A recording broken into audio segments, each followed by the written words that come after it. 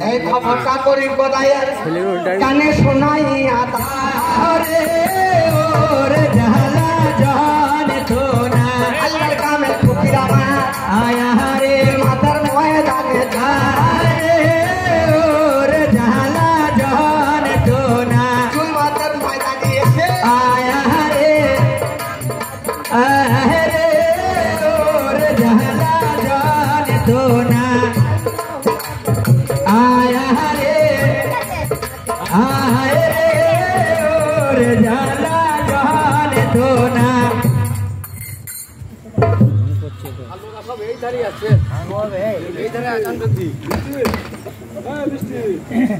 আল্লাহু আকবার আল্লাহু আকবার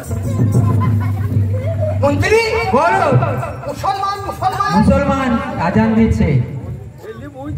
আমার কথা নাও চাল ঝান্ডি আটা কাটি নয়ে ফকিরকে বেঁধে এনে রে ওরে জালা জান তো না দৌড়ে দৌড়ে সৈন্য সিপাই আয়া রে খুশি মে রে ওরে জালা জান তো না পূর্ব পশ্চিম উত্তর দক্ষিণ আয়া রে আজান হে কে রে ওরে জালা জান তো না এই যে নামাজ কোরআন শরীফের আয়াতগুলো সব আরবি এই আরবি হয়ে সমস্যা হয়ে গেছে হ্যাঁ বাংলায় ব্যাখ্যা যদি না করা যায় এই কলিজা ঠান্ডা হবে না ভোরবেলাটা আজান হয় দুটো কথা বেশি বলে আসসালাতু খায়রুম মিনান নাওম এর বাংলায় ব্যাখ্যা হচ্ছে কি নিদ্রা হইতে নামাজ উত্তম ফুলের বিছানা ছেড়ে নামাজে যাও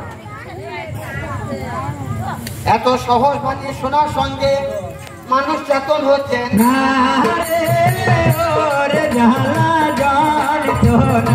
আর মুয়াজ্জিন আজান দেওয়ার পর যখন নামাজে দাঁড়ায় তখন কি বলে দুটো কথা বেশি কামতি সালাত এর বাংলা ব্যাখ্যা হচ্ছে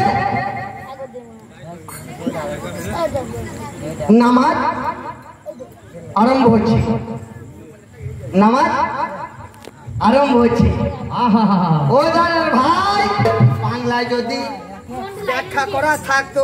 বেনামাজি কেউ থাকতো না রে ওরে জালা জান তো না একে একে সকল কথা আয়া রে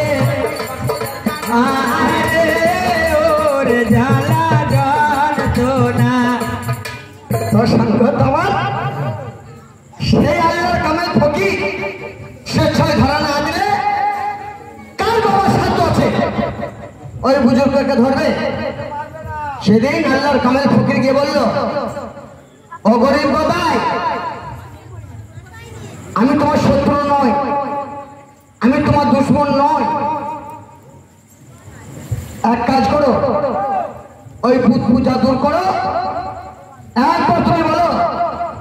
লা ইলাহা ইল্লাল্লাহু মুহাম্মাদুর রাসূলুল্লাহ আমার ঘরে যতক্ষণ গান থাকবে ততক্ষণ আমি বলবো না তুমি মানবে না পালাও আমার সামনে থেকে তোমাকেও নিজে ঘরে বলবো আমার কথা শুনবো না মানবে না গরিব বাবাই এমন একদিন আসবে পশ্চিম থেকে দেখবি আসবে সেই নবীর দাবা সেই একাই মহল্লা তার সারে মদিনা আহমদ মুস্তাফা মোহাম্মদ মুস্তাফা সাল্লাল্লাহু আলাইহি সাল্লাম তিনার জামাই কথা বললি তোরে তোর মাথা ছিঁড়ে দিবে ওই পাইজারের বাড়িতে এই কথা বলে কামেন ফকির গায়বি হয়ে যায় ওরে জালা জান তো না আল্লাহ কামে ফকিরা আয়া রে গায়বি হয়ে যায় ওরে জালা জান তো না ফকির जा